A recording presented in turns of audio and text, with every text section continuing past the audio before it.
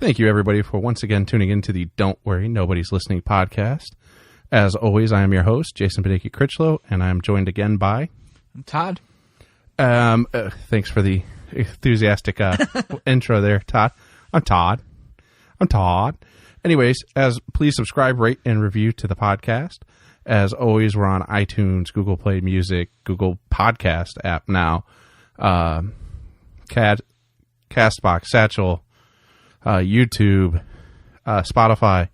So subscribe, rate, review, share it with your friends. Help us grow our audience. It's always the goal of this, grow the audience. And you can like us on Facebook. The page is Don't Worry, Nobody's Listening podcast. That's almost doubled in size over the last few weeks. So even though I haven't put out an episode in a couple weeks, I've been at least trying to post on there to keep some engagement going because I was finishing up moving all my stuff. And then I had started finally a job. So that's taken up a little bit of my time. But now I've got my actual good recording stuff set up here at home, and hopefully I can get back on every Sunday rhythm for you guys, or every other Sunday, whatever that rhythm might look like. But the goal will be every Sunday going forward. Any shout outs you want to plug yourself on social media? Of course Nope. not. Why have fun and plug yourself on social media? You gotta be on social media first. You're missing out in life. Make sure you get a little closer to the mic, by the way. Okay. He's that far away, it barely records. But so having missed a couple weeks, like I said, if you follow our Facebook page at all, you know, one of the things that I'm pretty excited about is Nate DIaz having a fight again in the UFC at UFC 230. However, that's not what I'm going to start with. That will be our second segment of the day. The first thing I'm going to talk about is something that happened last Sunday. So again, I know I'm a little late here, but it was, and I've talked about this before, just after the Valspar Championship, but that's not the same.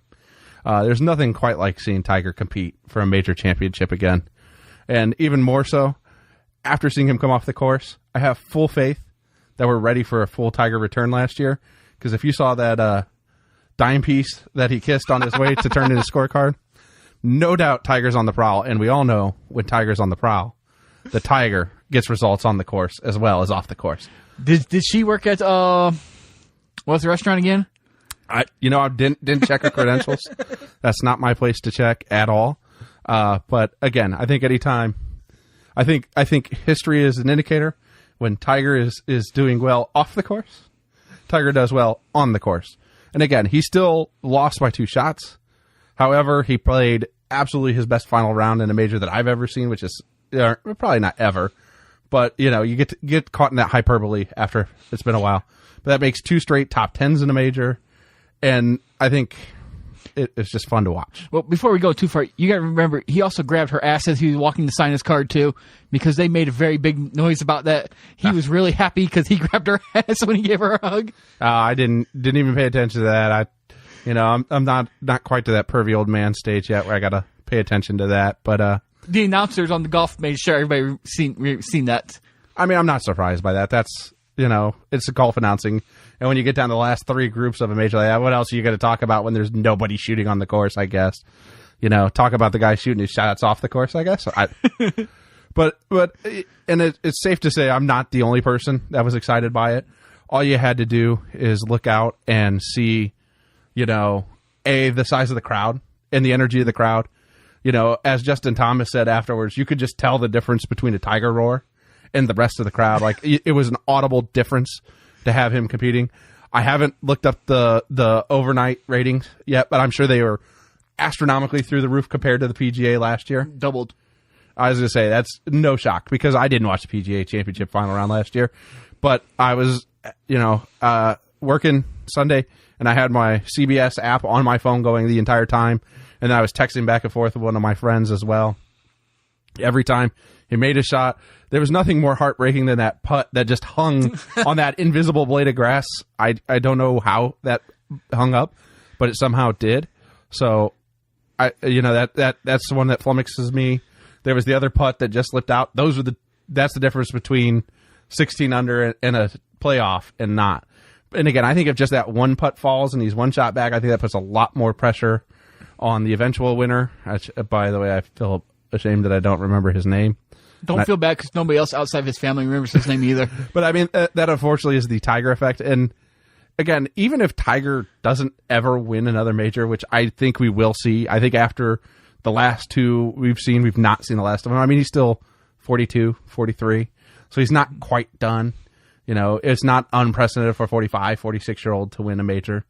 I don't think he's going to win 4 in 4 tries again. I don't think we're going to see circa 2000, 2001 Tiger, but I don't need to see that. And again, even if he doesn't win, just the excitement he brings to the game of golf and the interest is good for the game of golf. Because again, I wouldn't watch for anybody else. None of these guys get me excited other than Tiger. Yeah. And I usually preclude GOAT discussions on the podcast. I'm not a fan of them. Like I said, it's hard to compare generations, except in golf. I've seen the GOAT. There's no doubt in my mind I got to watch the GOAT's entire prime. Nothing against the people who are going to sit there and talk 18 majors to me about Jack Nicklaus to Tiger's 14. In their prime, Tiger would have waxed Jack Nicklaus all over a course all weekend long. And a discussion. It's not even close how different these guys were. Like, Jack Nicklaus was good, and he won, and he was great, and he's the second greatest golfer of all time, and that's nothing to be embarrassed about at all. Nobody should ever be, oh, well, you're disrespected him by saying he's number 2. No, it's not. It's not like I'm saying he's me on a golf course, okay? I'm not saying that. Not. But what I'm saying is Tiger, empirically, was the better golfer. Like, he's won more tournaments. He dominated more tough fields. He was just exponent, you know, easily the greatest golfer. He created a phrase where they had to Tiger-proof golf courses. There was no Jack Nicklaus proofing courses.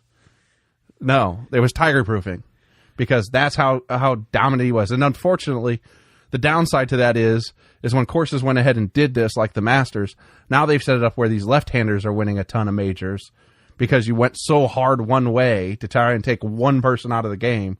Now you've taken every other person who plays golf, you know, the same handed as him out of some of these tournaments, or made it to where they have to play absolutely out of their mind to compete. And it's hopefully, as we're seeing the end of Tiger's prime and just more competitive fields in general, because even when you get guys, what's the young kid from the United States that won 2 of them a couple years ago?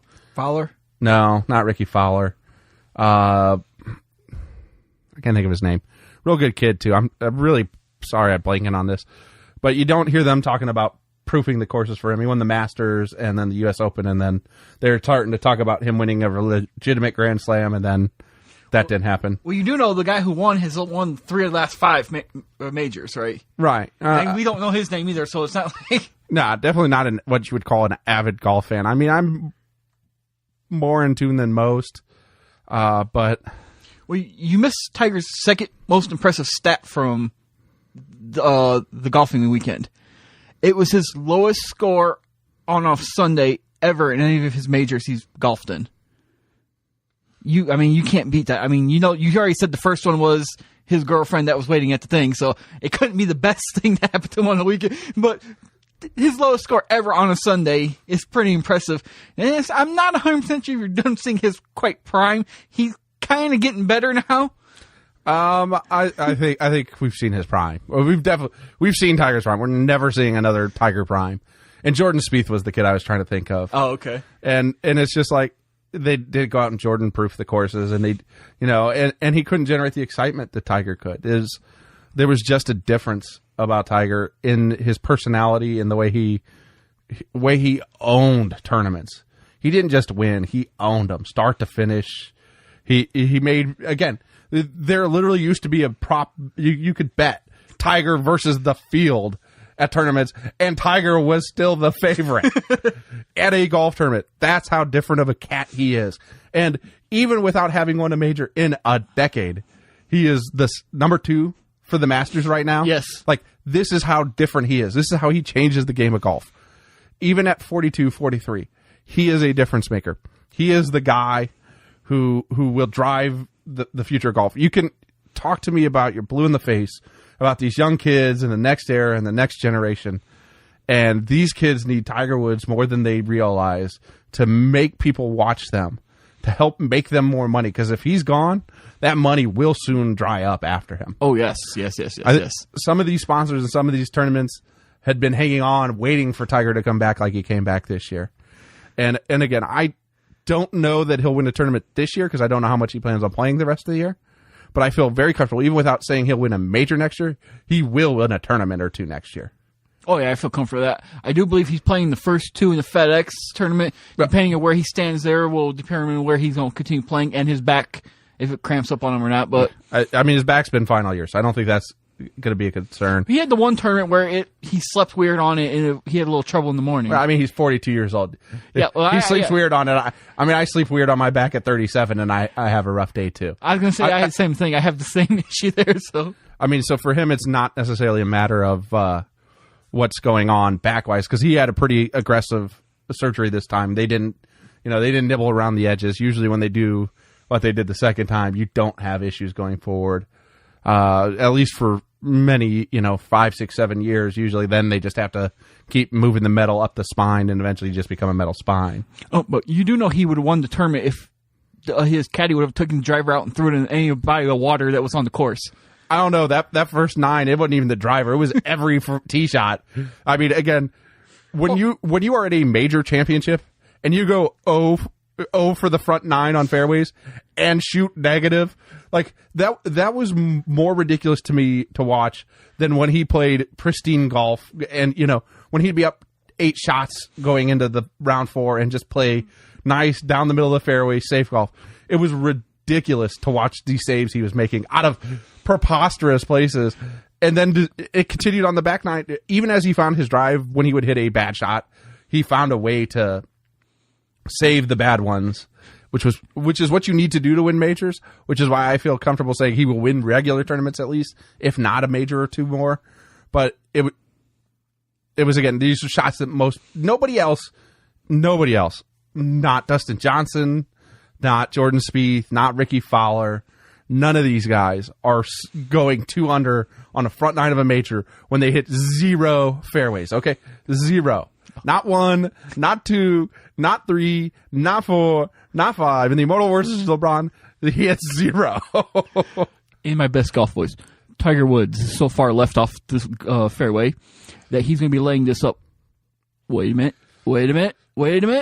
It's on the green! Tiger sees an opening.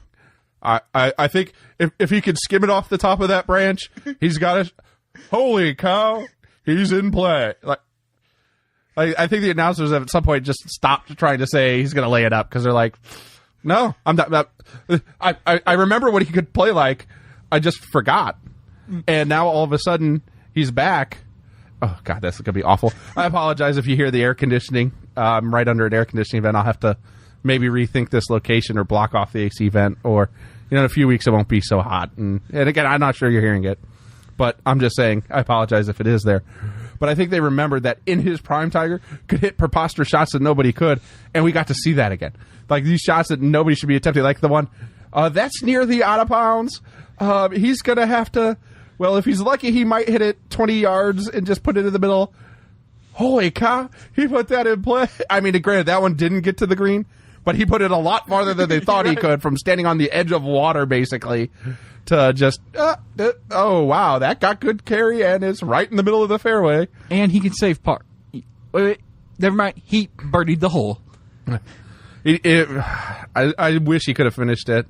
I really do. That hanging putt was, I really think, the difference. If that falls, I think that tournament goes a completely different way. Where was the groundhog? He could have popped out of the cup and grabbed it. Hey, I see this at Caddyshack. Where's the C4 in the ground to shake it? And everybody was just stunned that sat there.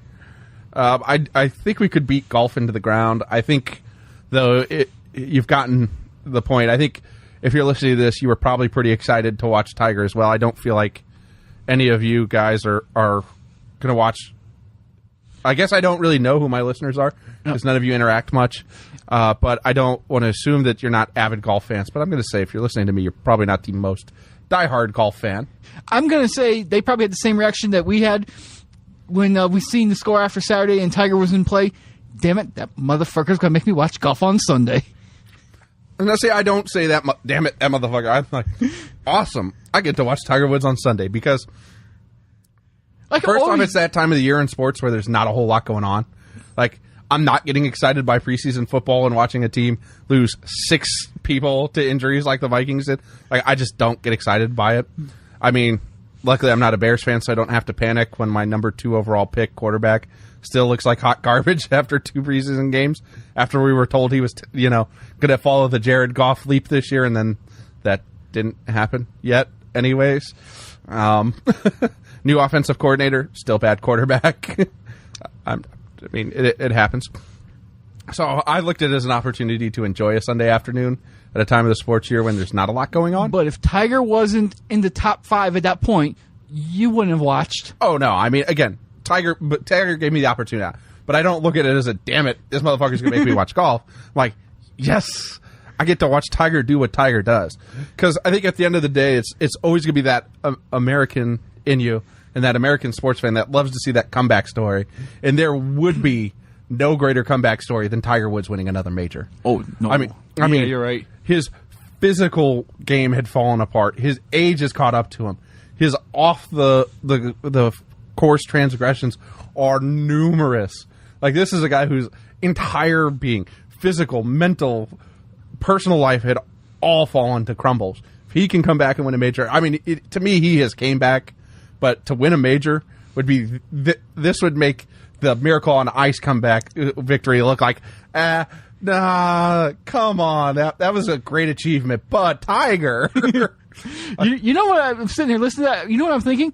I'm waiting for one really, really, really big golf fan to sue his ex-wife for making him run into that tree to hurt his back to begin with.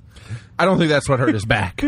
I think Tiger Woods' aggressive swings is what hurt his back. I don't disagree with that, but somebody somewhere at least thought about that conversation with a lawyer somewhere. Some lawyer would take that case. They'd be like, "Yep, okay, yeah, we're good. We can take that, no problem." Like I said, I don't want to beat golf to death because particularly if you follow the Facebook page, you might have noticed about a week worth of UFC posts. And I can say it loudly and proudly. Say it with me, everybody. The king is back. The king is back. The king is back. Oh, you fuckers think I'm talking about Conor McGregor, that pretend king? Oh, no, I'm not. I'm talking about the real king of the lightweight division, Nate Diaz, UFC's bonus king. Most fight of the night bonuses in the UFC history. And he ain't even fought in 2 years, and he still holds that record. That's who I'm talking about. Team 209. Motherfuckers. And you better recognize, because real recognizes real. And I ain't talking about that fake phony king. I'm talking about the real king.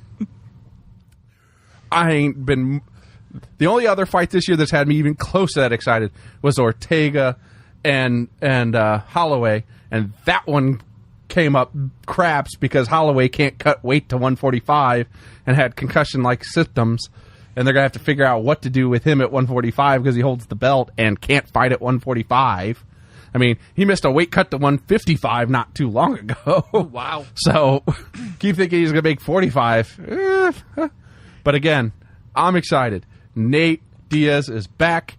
And if you're watching Instagram and Twitter like all us diehards are, it seems like Nick Diaz might be getting close to a return too. And if the UFC gets that, they can take all these terrible pay-per-view numbers, ball them up in a trash can and be like, what bad first half of the year? You mean our super fight between DC and Stipe only did 350 buys? We finished the year with 3 million plus buys. We're good. We're good. What are you talking about? We're good. But yeah, so obviously I'm excited to see Nate Diaz back. I don't care what happens at 229. Those two guys, one didn't earn his championship belt. It's not real. And the other one's never defended a belt, and I don't give a shit what happens if he does win, because he's probably not going to defend it again. So you got a fake champion and a fake champion fighting. Big deal. Like I said, and the only thing that upsets me about the Diaz-Poirier fight is it's only 3 rounds. It should have been the main event. It should not be the co-main event. They don't have a main event yet. So they're going to try and throw... I mean, what are you hoping for? Nunes Cyborg? That's not a bigger fight. That's not going to sell more of the pay-per-views. And if you would have let Diaz-Poirier go 5, if it goes the full distance, by the way, because these are two guys who are just stand-up bangers. You know, these aren't running hides like McGregor. you think I forgot about 202? Yeah, Diaz won 202. He didn't run and hide like a bitch like Connie Mack did half that fight. He wasn't scared. Just like he won surprise motherfuckers after 196. He wasn't scared motherfuckers at 202 like Connie Mack was.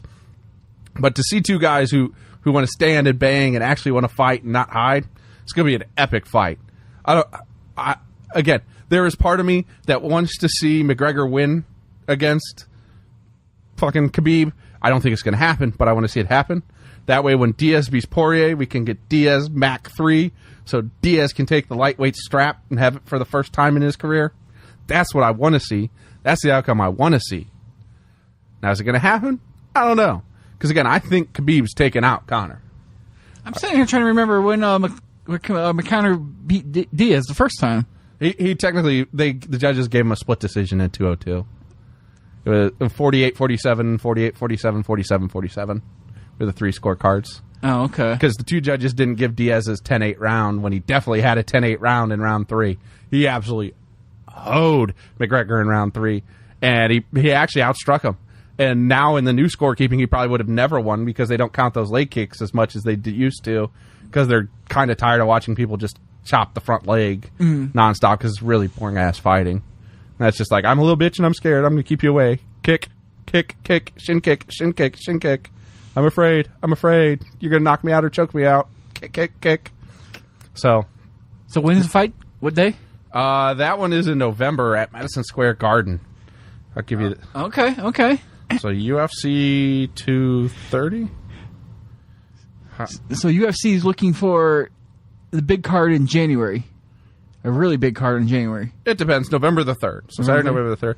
January might be a little quick turnaround for either of those guys. So, I mean, Poirier is number 3 in the lightweight division. So if he somehow wins, which is possible, because Diaz will basically give away round 1. He almost always does just to get his timing anyways. And with a 2-year layoff, I fully expect that to be the case. So he'll be trying to get round 2, round 3, or as he usually does, hunting for the finish. That's why he has so many bonuses, not counting just fights of the night. He actually has like 5 or 6 submissions of the night and things like that. Like, he's not just a fight of the night guy, but he's, he makes sure you get your money's worth. He's definitely entertaining. And again, I just don't know who the only person that could headline over him would be John Jones.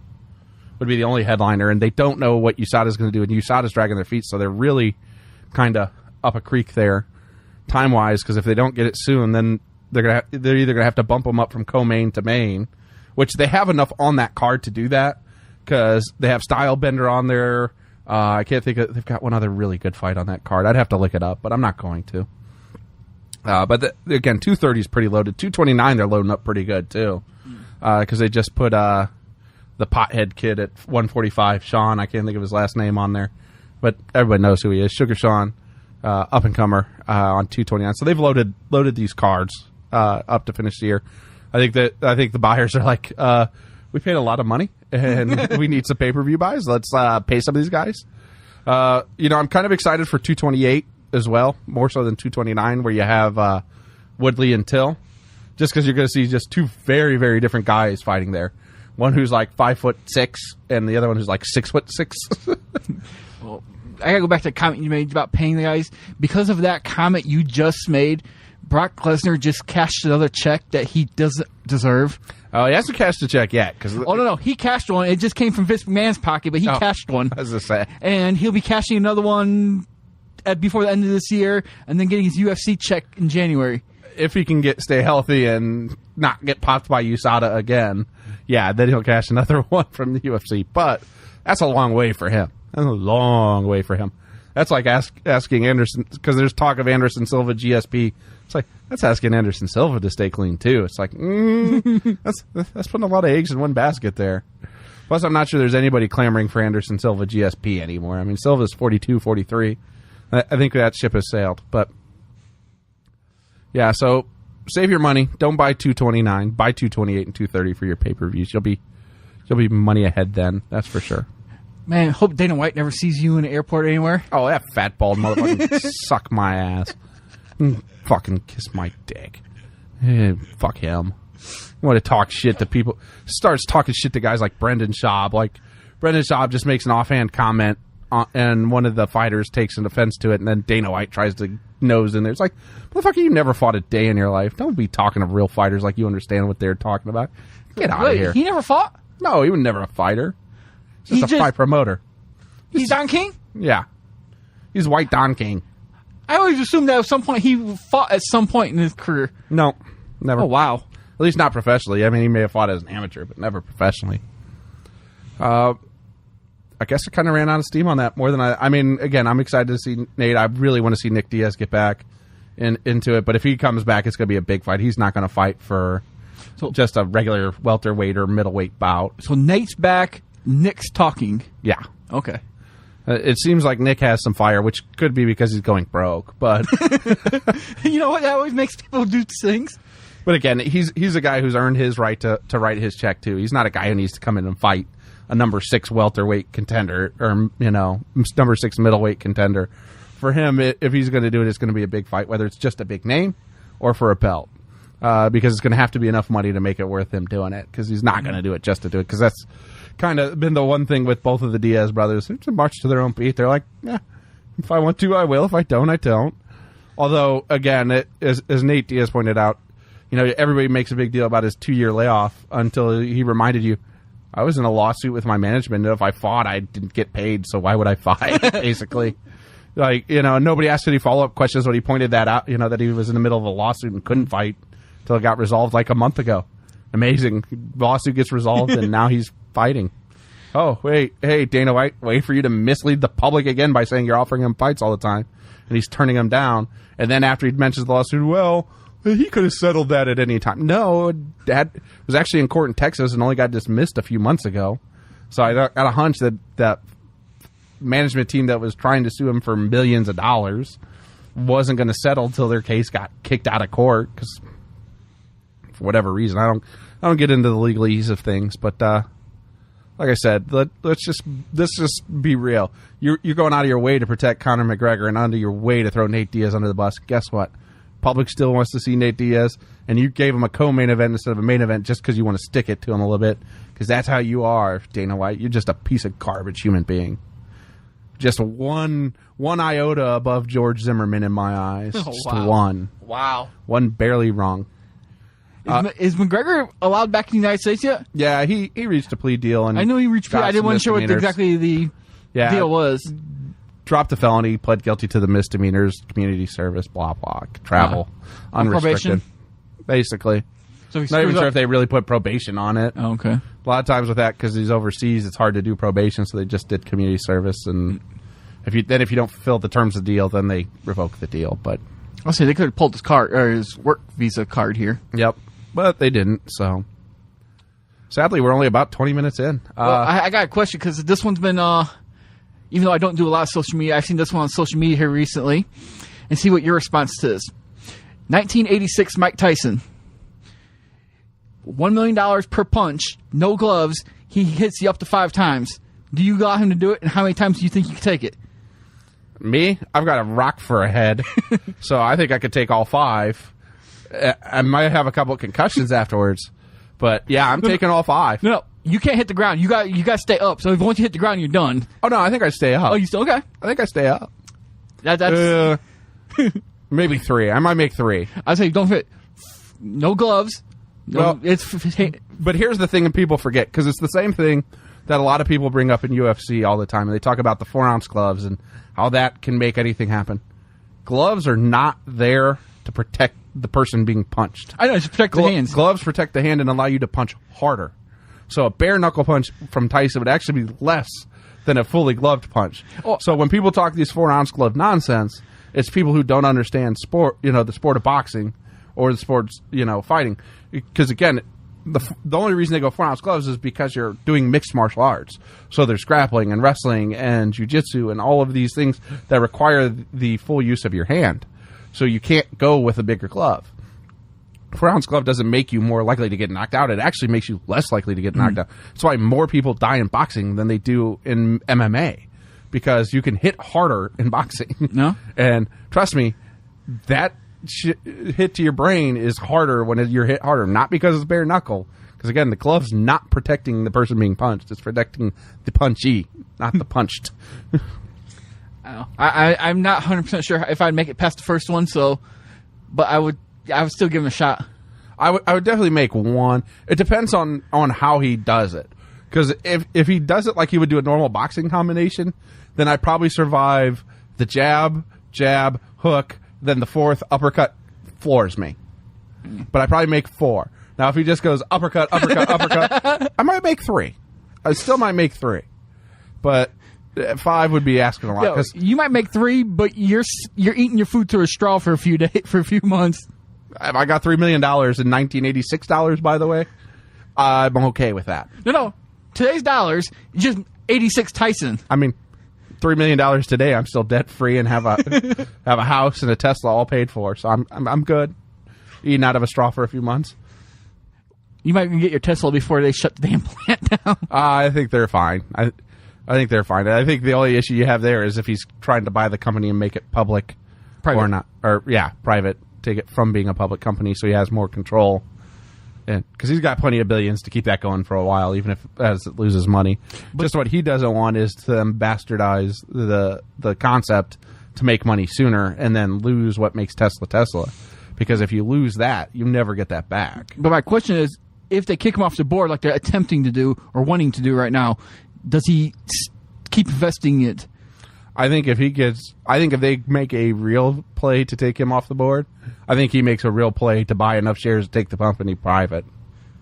I think that's the counterplay. I don't think it's him stop investing. I think he takes his company back. I think that's what happens. Well, he's got it funded. It's just if the fund's willing to...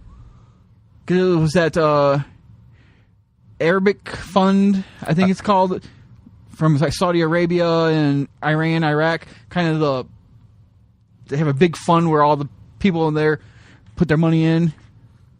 I don't know. I don't follow Middle East investing that much. Barely follow American investing anymore because we're kind of at a high of the market. So we're at a point where things are not worth paying too much attention to, other than just to make sure you're stable and safe with your investments, so you don't lose too much money when things go correct. Because, I mean, we're at the end of a 10-year economic expansion, which is as long as we've ever had. Again, the next correction doesn't have to be 2008, but there is a correction coming. Like, you don't just go permanently forever. Eventually, again, all these people overpaying for houses again, over-investing in remodels and houses again. You get people who leverage themselves credit-wise, and eventually they can't spend money on other things, so they have to slow down spending, and the economy slows down. But again, it doesn't have to be 2008 crazy, but it does have, again, what goes up does come down. Just doesn't have to come down as far as hard. The thing that's scary about that is, we didn't deficit spend a lot when we were at the bottom of our economy, but now that the economy's going good, we're doing a ton of deficit spending, and we just cut taxes while the economy was running, which means now if we slow down, it's harder to do those same things to course correct and get the economy purring again, because it has less impact when you do it when the economy's running well than it does when the economy's struggling. Because again, tax cuts when people don't have disposable income, great, gives them more dollars to spend. When they already are spending their dollars, giving them more money just tends to result in savings, or what we've seen from the corporations, which is stock buybacks and executive bonuses and one-time bonuses for line-level employees. Not real pay raises, even though the tax cuts will be permanent, so they get, ongoing benefits for that. You're not supposed to notice that, though. Don't pay attention. So like I said, or I guess I didn't say it, but I was thinking about it. After having done the George Zimmerman episode a couple weeks ago, it's clear that you guys really prefer us talking sports, or at least me or us or whatever the setup is. The numbers for sports are just easily double when I talk anything else. But I'm still going to sneak some of this stuff in, and I'll give Todd the assist for sneaking that in because I didn't even have that planned for this one. But it did sneak in a little economic talk and a little politics, to say the least. But that puts us only at about 25 minutes. And I'm out of big ideas anyways. Well, but we do have a new segment. This is going to be one that'll be fun to see how it goes.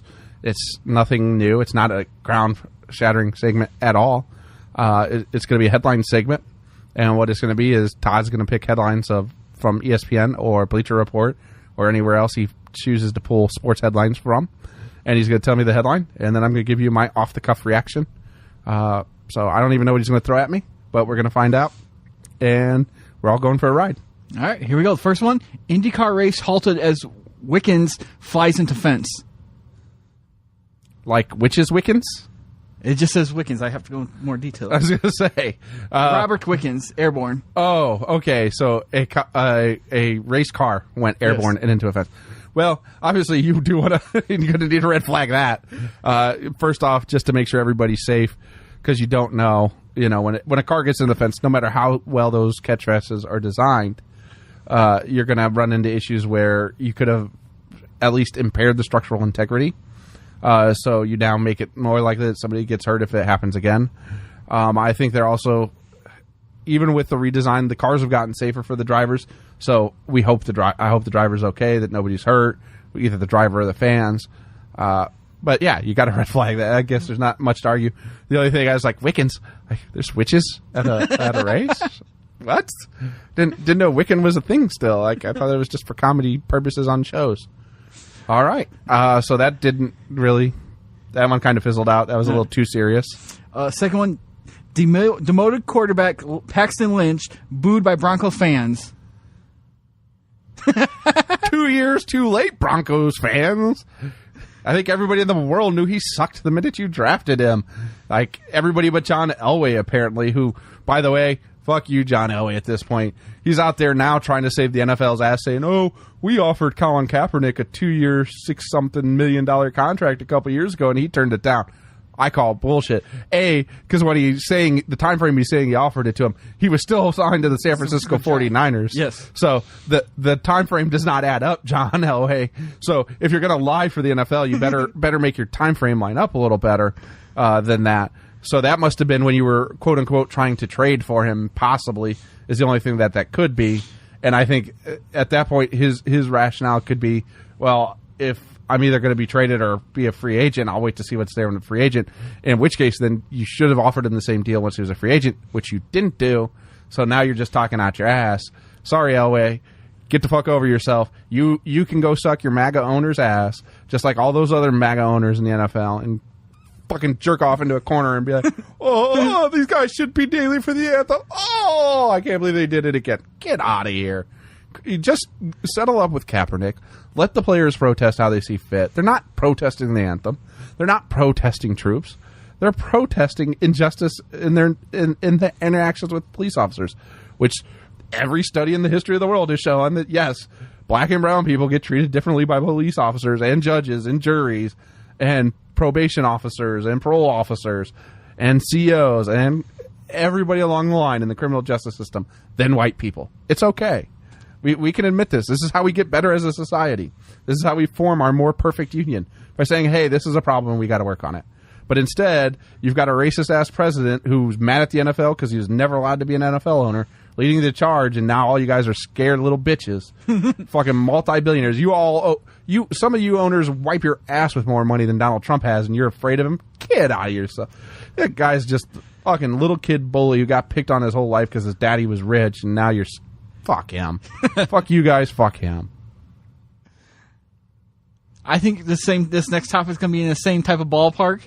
Feds in search of new prison to hold Nassar because he insulted day one of being in Arizona prison.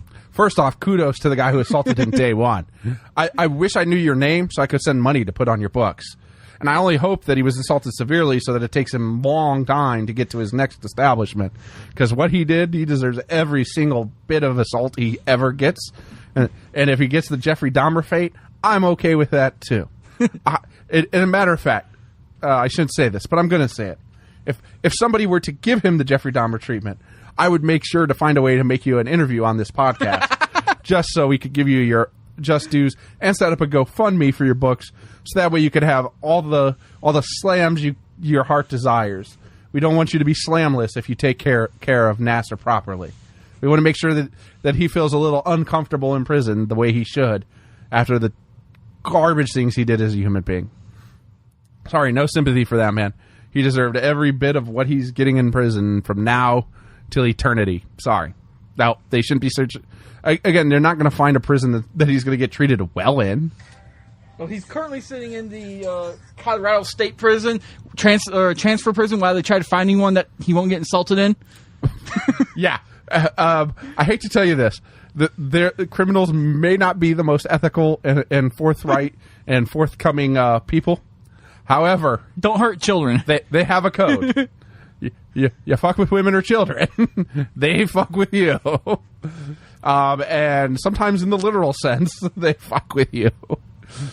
And I'm okay with that code. Like, everybody's got to have a code. It's not my code. Not for me. But hey, it's your code. I'm okay with it. Everybody's got their lines. All right. Next headline, Herm Edwards returns to coaching. I forgot about that. He is at Arizona State now, isn't he? Yes, he is. Thanks to his agent becoming the AD. Oh, did anybody notice that, by the way? Oh, everybody noticed that? Okay. I just want to make sure everybody noticed that. Like, Herm Edwards hadn't even coached in the NFL in a decade because he was an incompetent head coach in the NFL. Hey, let's make him a college head coach in a game he's never coached. See how this goes. Arizona State, I feel a little bad for you that you got done over by the buddy system like this. But, I mean, it's Arizona State, so you got way more fun things like parties and co-eds to worry about than your college football team anyways. Plus, your baseball team's still great, so you'll be fine. Yeah. Next one. Nick Saban annoyed by questions about Alabama's depth. Don't care about Nick Saban's annoyance for questions about depth. Same way I don't care when Bill Belichick's annoyed about questions about his cheating. Don't care. You know what? If you're not deep, you're not deep. It's okay to say, hey, we've recruited only the top 2 recruiting classes for the last 5 years. Why the hell are you questioning my depth?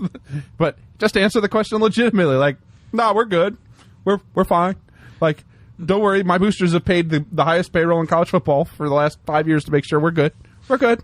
We can always ask him about the quarterback situation, and if he's annoyed by the first one. Yeah, that bothers you? Want to talk about quarterbacks? We'll talk quarterbacks. That shouldn't be that hard either. I think everybody at this point knows Jalen Hurts can't throw. Right. Like, it's okay. If you want to use 2 quarterbacks because Hurts can run better, that's fine. He throws well enough. He throws better than what Notre Dame's was trotting out there last year at quarterback in terms of passing. So, sorry, Brandon Wimbush. Couldn't throw last year at all. I hope it's better this year since they're basically gifting you the starting quarterback job again. I sure hope it's better. Don't have much faith, but I hope it's better. Shouldn't miss like 30% of your screen passes. I got no comment on that one. Of course you don't. You get the gift of being the team that starts week 1 against them. I've been a Michigan fan. So if he starts, it'll be this like a couple years ago when they did that stupid Deshaun Kaiser Malik Zaire split that cost them the game against Texas. It's like, clearly, after 2 drives, one quarterback had the team in rhythm and one didn't. I know you hate to send quarterbacks you recruited and promise things, but guess what? You recruit a new quarterback every year. Every quarterback knows they're not guaranteed to be a starter in college football. They know every team's recruiting another kid that they're going to give a chance next year. If you're not good enough, let the next guy go. There's nothing else to comment on that. That's should how it be, but it doesn't work that way always. Maryland board takes control of investigation into DJ Durkin. That's all I got to say about that, really. Like, there's zero reason that the board of directors should be investigating this. He should already be fired. This isn't that hard. It's the same way I feel about Urban Meyer and Ohio State. Why is it that these colleges are now trying to find reasons to excuse these assholes for their asshole behavior? Like, I don't care that you won a national championship with Urban Meyer. Won one with Jim Tressel. And at least what he did didn't involve covering up domestic abuse. And in the guy in Maryland's case, Jesus Christ, you had your team so afraid to take a water break and complain about an injury that the kid died in your care. Died. Not hurt, not feeling well, not a little discomfort. He died. Shouldn't take long for the board to utter those immortal Donald Trump words. You're fired. And I had to say that, but it shouldn't be that hard. Like, hey, Maryland board, it's done. It's over. You've taken care of it. He's fired. He's an asshole. He's a terrible excuse for a coach. He shouldn't be allowed to lead human beings because he's not a leader. You get the clue? I know that volume went up a little bit because I was trying to cover the mic so it sounded like I was whispering, but not very subtly. He needs fired. He did the most absolute irresponsible thing you could do as a football coach. Period. End of discussion. There is zero excuse for players to be dying because of heat stroke. And again, they found out that he was intentionally practicing during the hottest parts of the day because he thought his team wasn't tough enough.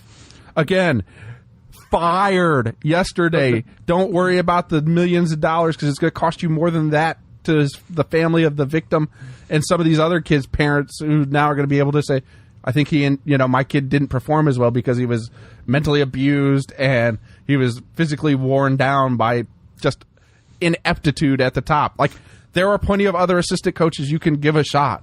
Like, I don't know why these teams continue to think like these are the only people who could do it. First off, he's not a great coach. He doesn't have a national championship. He doesn't have a great track record on the field. When his off the field is that bad, at least with Urban Meyer, you could say, hey, he wins everywhere he goes.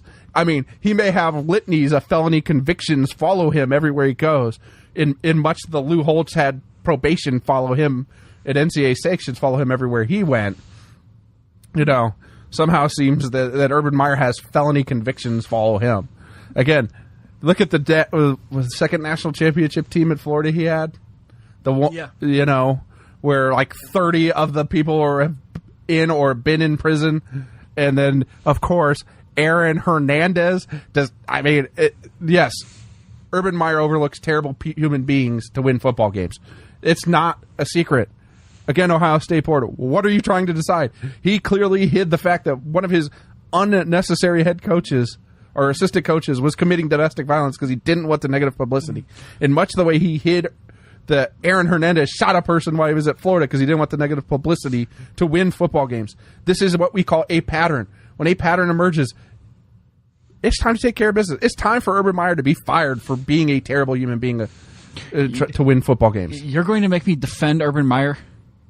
If you must. I don't know how you're going to defend the indefensible. Because the last report I seen, and Ohio State has supported this statement from Urban Meyer, is that he reported to Gene Smith the domestic abuse in 2015. If that's the case, it's Gene Smith who didn't do anything with it, and he needs to be fired. Now, is that the truth, or is that Ohio State trying to spin it after the fact? Urban Meyer himself said on the record that he didn't know anything about it. Not that he knew about it and reported it. He said he knew nothing about it. Nothing about it. Sorry, I think that's just spin after the fact to try and save your football coach. That's, to me, is what that is. That somebody else is going to fall on the grenade is bullshit. It's time for Urban Meyer to pay a price for being just a look-the-other-way college football coach. And on the other one, DJ Durkin, I can't defend him because then the report came. It took them, 45 minutes to an hour after he started having seizures before they called the ambulance? Yeah. Again, that it's indefensible. All you have to do is read any one article on it, and he should have been fired like 6 seconds after that kid went to the hospital. They shouldn't have even had to wait to find out what happened to the kid. Right. Once the kid went to the hospital, he should have been fired as football coach. But yeah, no. And again, wasn't there just an article yesterday that apparently the same assistant coach who was beating his wife was sleeping with female people who were involved with the football team? Yes, he was sleeping in his office with women. He was taking X-rated pictures while they were at the White House and with the White House background and sending them to people. He spent, was it $20,000 in sex toys to have them shipped to Ohio State school? Jesus Christ. Those sex robots that aren't out yet only cost like $5 or $6,000. The fuck you dropped $20,000 on a fucking sex toy? What, did you buy every sex robot that's been made so far? Like, I don't need one, I need 3. And replacement parts, because I know I'm going to wear these motherfuckers. Like, again, there's just zero reason for Urban Meyer to have ever stuck his neck out for that guy. It's not. And by the way, to this story, remember when Greg Schiano was about to be hired as Tennessee coach, and then the Tennessee fans rightly said, "Hey, we don't want a guy with questionable character anywhere near our program because A, we're just getting through some rape and sexual harassment stuff ourselves." So it's probably not a good look. And B, the fans were probably just as mad as he's a terrible football coach as anything. But again, they at least played the bad character card. And then you heard, from Urban Meyer and all these Ohio State people, oh, no, he's such a great guy. He's such a leader. He's da-da-da-da. How come then when you had a chance to make him your interim head coach, you didn't do that either? Well, don't forget, they got somebody else on the roster, too, now. Kevin Wilson from Indiana. And he's there too. Jesus. He's their offense coordinator. He's one of the offensive guys, but not coordinator. Just another terrible human being that was a football coach because he was good. He was offensive coordinator at Oklahoma. Oh wow, everybody who was offensive coordinator at Oklahoma had good teams. Shocking that he had the same. Nah, I'm giving none of these guys passes. I'm over of giving. I'm just saying, passes. look at people that he's hiring on top of the Zach Smith. He's also hired Shiano. He's hired Wilson.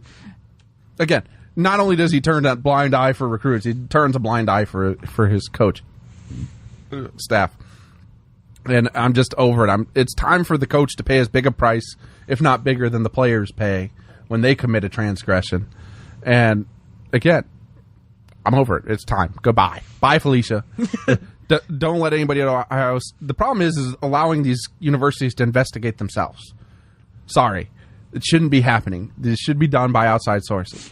Now, I think some of them are scared because when Penn State did it, then that became just as questionable of an investigation because they were just trying to get it done fast and blame everybody who, they tried to slap stuff on Paterno, who was dead at that point, and then tried to bury, obviously, the right people, the administrators, but then tried to say, well, outside of the athletic department, university was pretty clean, and then so that turned out just as bad.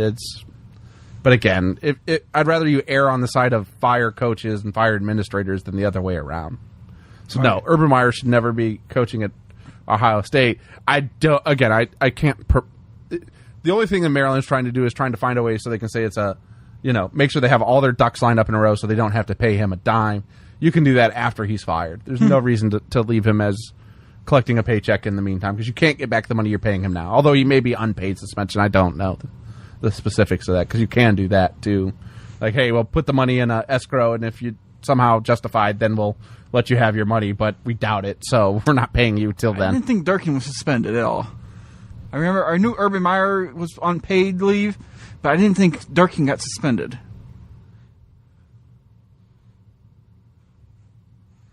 Now you're going to make me look, which is normally not what I want to do. Hey, Maryland players defend head coach. Well, yeah, because some of you, your only chance of playing is going to be for him.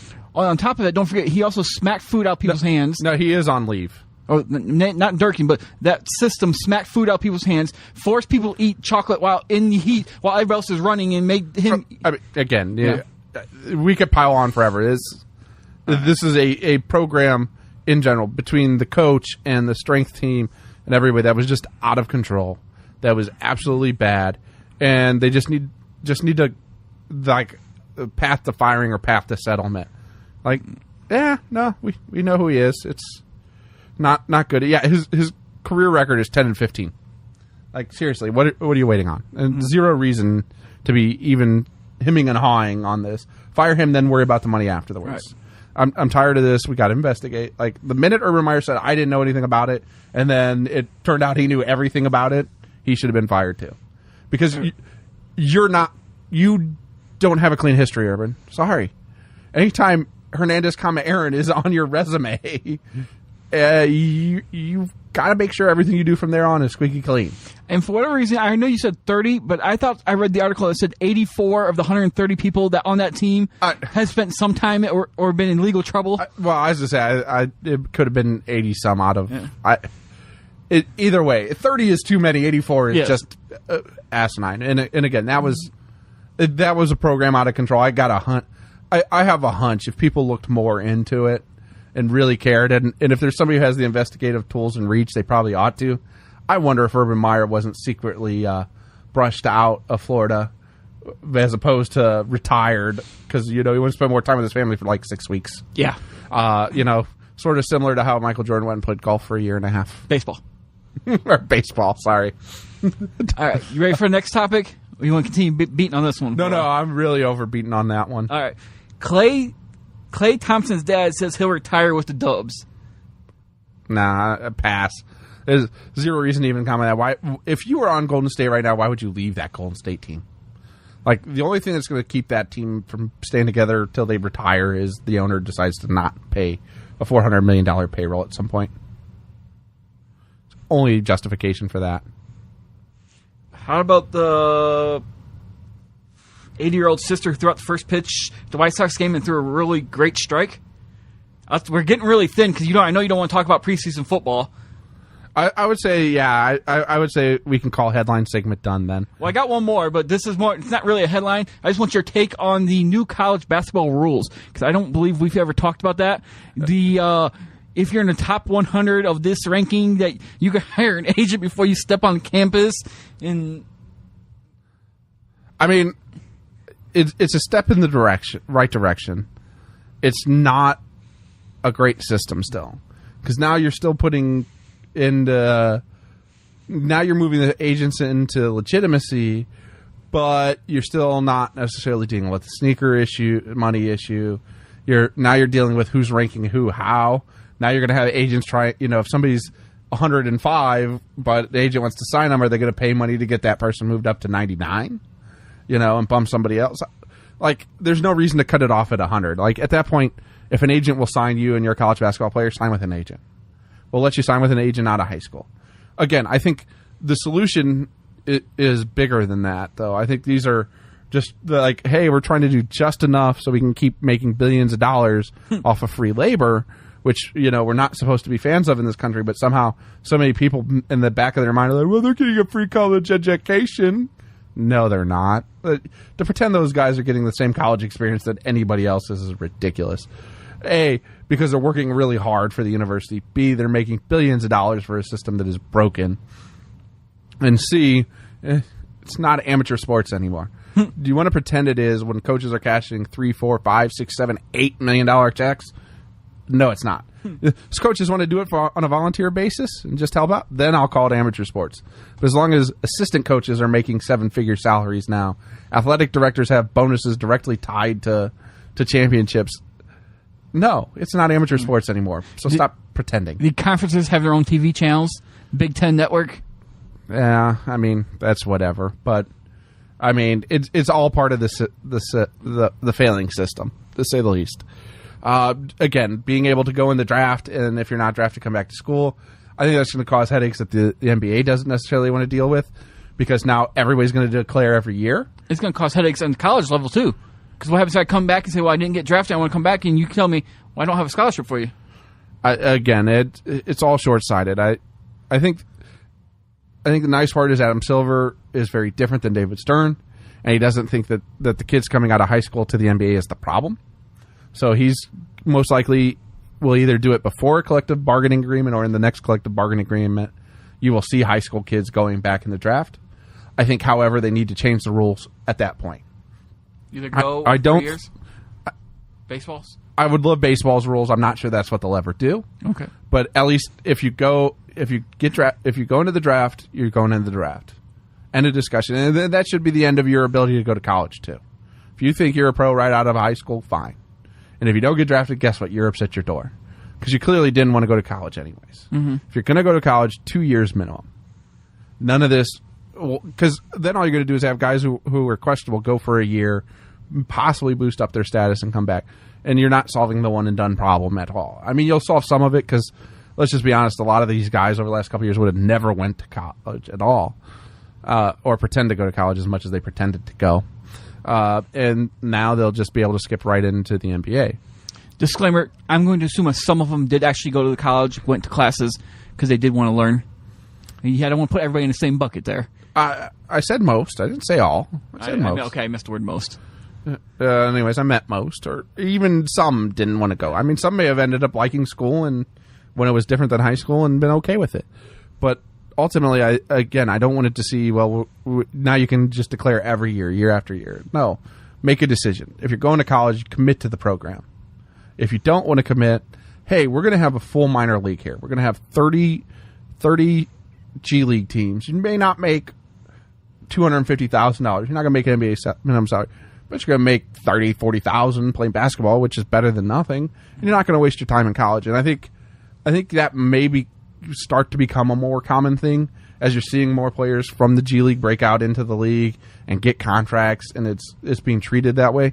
And again, it should be treated like a legitimate minor league. Like I said, hey, we're gonna offer you high school kids a chance to come in the league.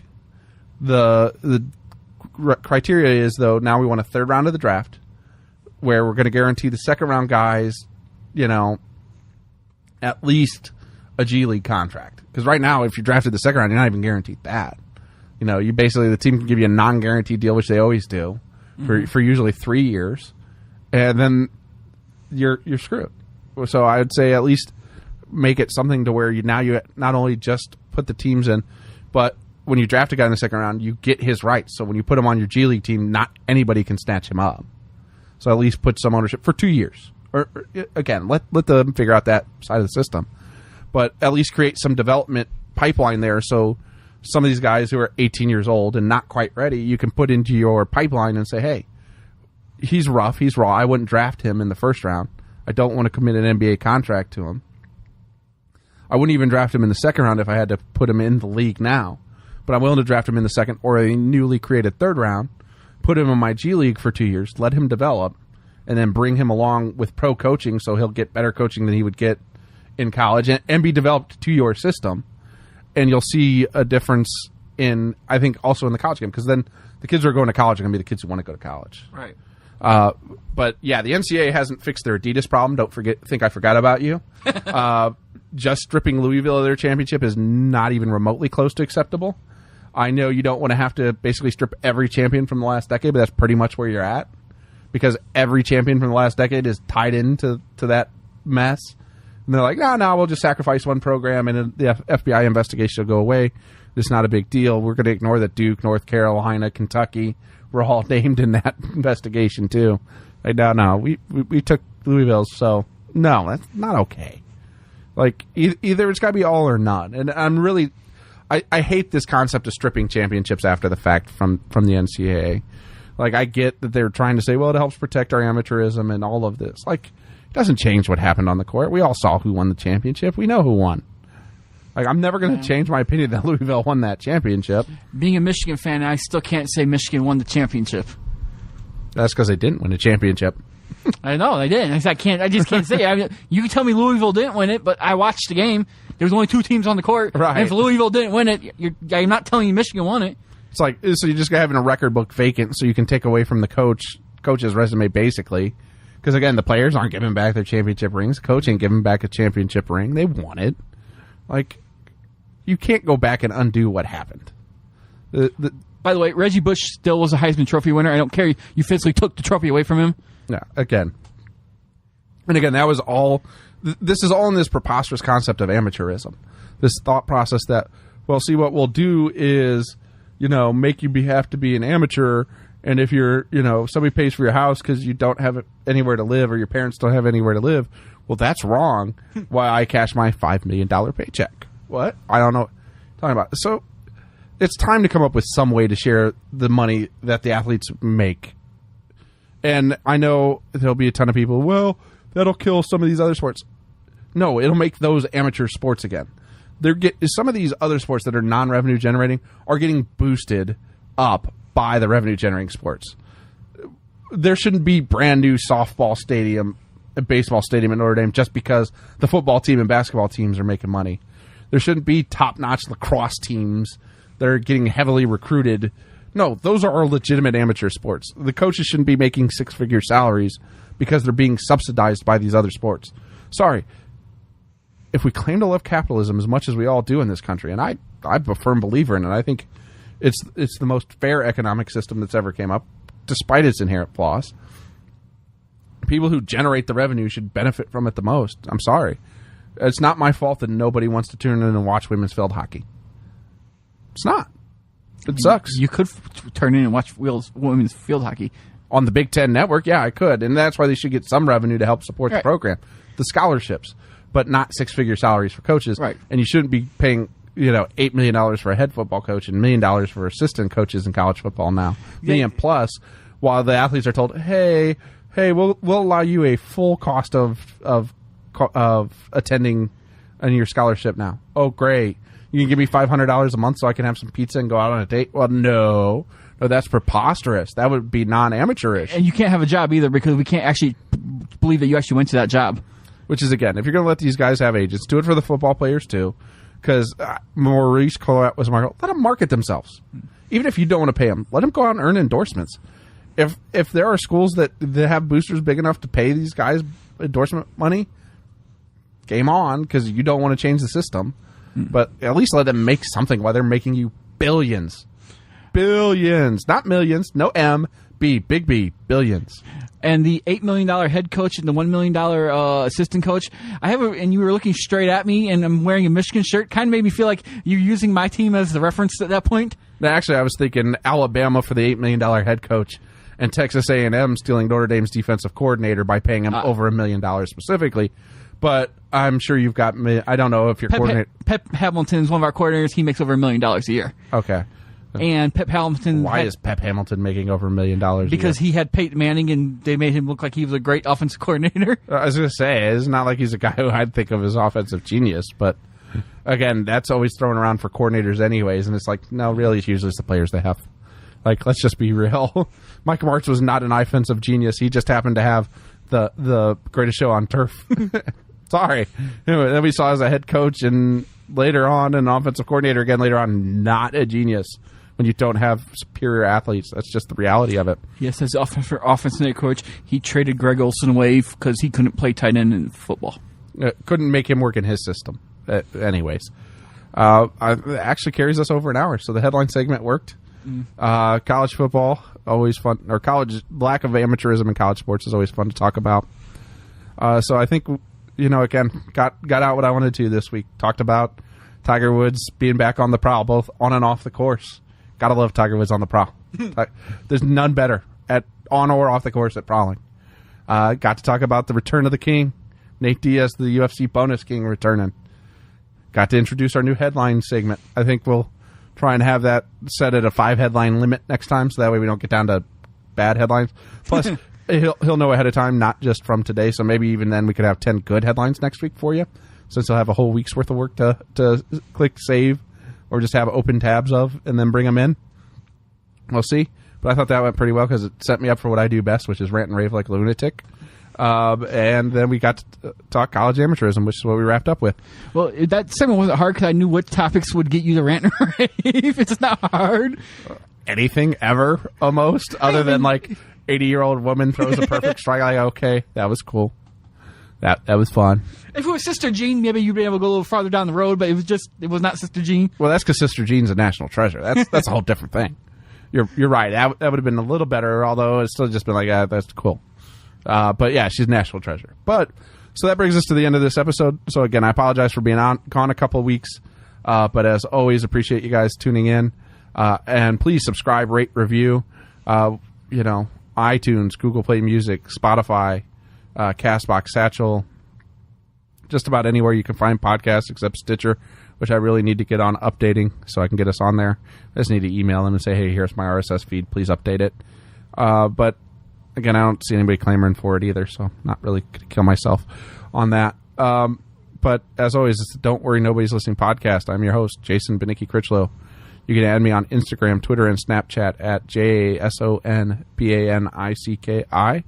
That's also the YouTube page where our episodes go up on. And I'm really drawing a blank there. I probably ought to cut this last segment, but I won't. But subscribe, rate, review, and we will talk to you next time. See ya.